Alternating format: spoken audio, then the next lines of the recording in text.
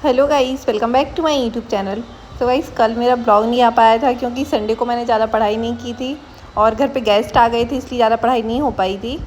तो कल फिर मैंने पढ़ाई की और पढ़ाई की शुरुआत मैंने एडिटोरियल की क्लास के साथ की।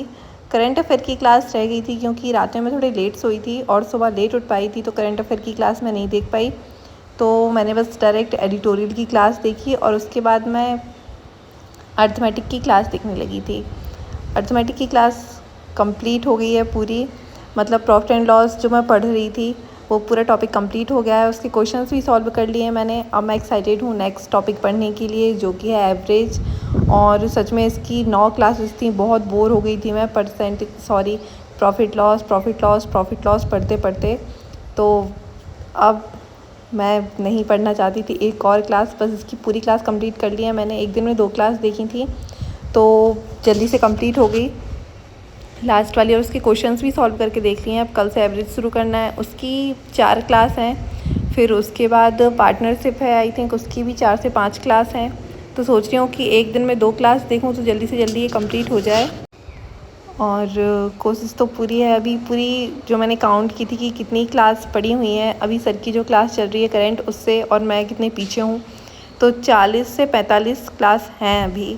अगर एक दिन में 2 क्लास देखूँगी तो शायद 1 मंथ में वहाँ तक पहुँच जाऊँगी। लेकिन ऐसा है कि अगर टॉपिक इजी है, समझ में आ रहा है, तो मैं एक दिन में 2 क्लास देखूँगी। लेकिन अगर एक दिन में 1 क्लास ही दिमाग में जा पा रही है और उसके क्वेश्चंस में सॉल्व कर पा रही हूँ, तो एक दिन में 1 ही क्लास देखूँगी मैं।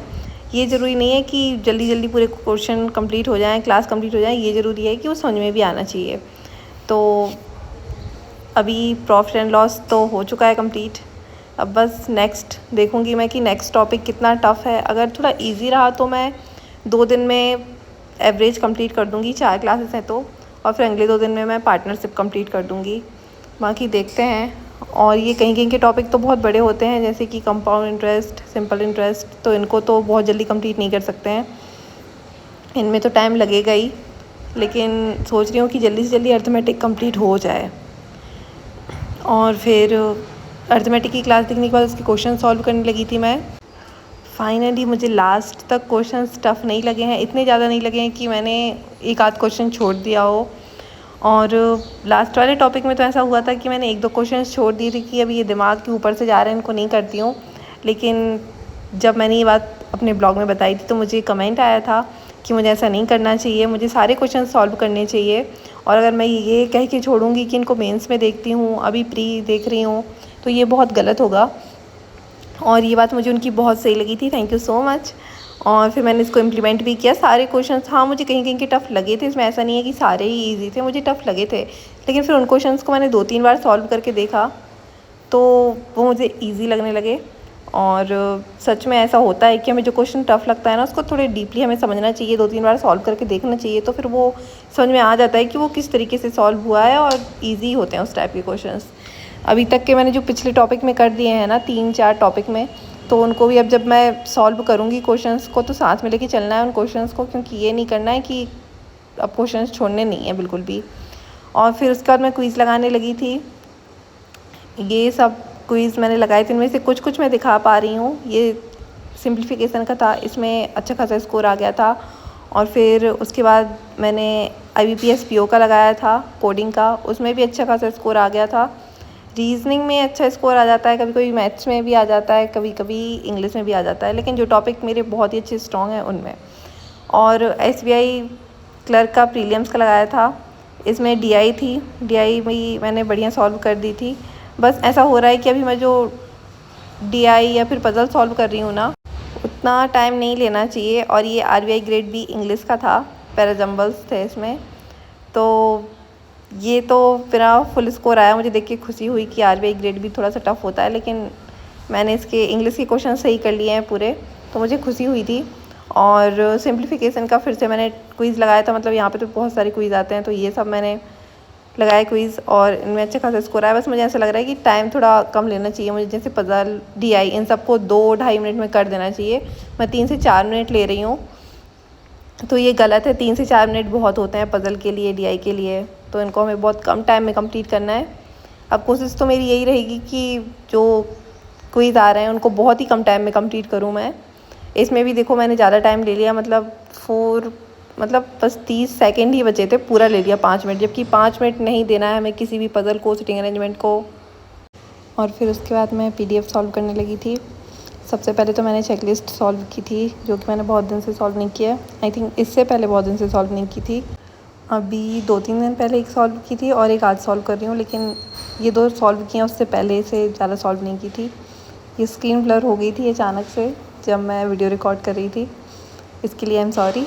और वैसे ये क्वेश्चंस तो मैंने सॉल्व नहीं किए थे जो स्क्रीन पे आ रहे हैं अभी। अर्थमेटिक के पूरे क्वेश्चंस मैंने स्किप कर दिए थे, क्योंकि अभी पूरा सिलेबस कंप्लीट नहीं हुआ है। तो मैं बस स्पीड मैथ के क्वेश्चन सॉल्व कर लेती हूँ, DI सॉल्व कर लेती हूँ, दैट्स इट। इतना ही करती हूँ मैं। चेकलिस्ट भी सॉल्व करती हूँ। तो बाकी एक बार पूरा सिलेबस कंप्लीट हो जाए तो फिर मैं सारे क्वेश्चन सॉल्व करने लगूँगी। और मुझे सेक्शन वाइज टेस्ट भी लगाने हैं, परसेंटेज के, रेशियो के, तो ये भी स्टार्ट करना है। लेकिन पहले एक बार मैं उन क्वेश्चंस की प्रैक्टिस कर लूँ सही से, उसके बाद मैं टेस्ट लगाऊंगी। और ये मैं इंग्लिश की PDF सॉल्व कर रही थी। इसमें ये जो पैराजम्बल्स हैं, इनकी PDF थी एक, जो मैम ने क्लास में पढ़ाए थे, उनकी मैंने PDF डाउनलोड की और उनको खुद से सॉल्व करके देखा। बाद में देखा कि कोई इम्प्रूवमेंट हुआ है या नहीं। बाकी ज़्यादा कोई इम्प्रूवमेंट तो दिख नहीं रहा है, बस ऐसा ही है कि कुछ सही निकल जाते हैं और कुछ गलत निकल जाते हैं। फिर उसके बाद मैं PDF सॉल्व करने लगी थी। ये तो मैंने चेकलिस्ट सॉल्व की थी पहले मैथ्स की, और फिर क्लास की जो PDF थी वो, और उसके बाद फिर जो गाइडली पर PDF मैं ग्रुप में शेयर करती हूँ, वो वाली PDF सॉल्व कर रही थी। इनको भी मैंने पूरा सॉल्व नहीं किया था, क्योंकि दिन भर से मेरा दिमाग पच गया था ये PDF ये सब सॉल्व करते करते। तो उन सबको मैंने हाफ किया था। हाफ से मतलब किसी को 40%, किसी को 30%, किसी को 50% ऐसे किया था। जो टॉपिक मुझे लगता है कि इसकी प्रैक्टिस की मुझे बहुत ज़रूरत है, तो उनको मैं अच्छे से पूरा सॉल्व कर लेती हूँ। और जो टॉपिक मेरे को नहीं लगता है कि इनकी प्रैक्टिस की मुझे बहुत ज़्यादा ज़रूरत है ऐसा कुछ, तो फिर उनको मैं सॉल्व नहीं करती हूँ पूरा, बहुत ही कम करती हूँ, जितना मुझे लगता है कि बस इतना ही ठीक है। और मैंने ये तीनों PDF सॉल्व की थी, फुल नहीं, जितना मुझे सही लगा उतनी। और फिर बस इतनी पढ़ाई कर पाई थी मैं। बाकी जो PDF मैंने सॉल्व किए हैं उनको मैंने ग्रुप में शेयर कर दिया है, आप लोग वहाँ से डाउनलोड करके सॉल्व करके देख सकते हो। बाकी आप लोग बताना कि आप पूरी PDF सॉल्व करते हो या आप भी हाफ़ करते हो, जो आपको लगता है कि इन टॉपिक्स पे ज़्यादा काम करने की ज़रूरत है और इनको ठीक है, ये तो मुझे आता है, इनको नहीं करना चाहिए, ऐसा वाला है। सो गाइस, मैं अपने ब्लॉग को यहीं ख़त्म करती हूँ। मेरे चैनल को सब्सक्राइब करना और वीडियो को लाइक करना। और कभी कभी मैं PDF शेयर करना भूल जाती हूँ, तो आप लोग मुझे कमेंट कर दिया करो, तो मैं शेयर कर दूँगी। सो बाय बाय गाइस।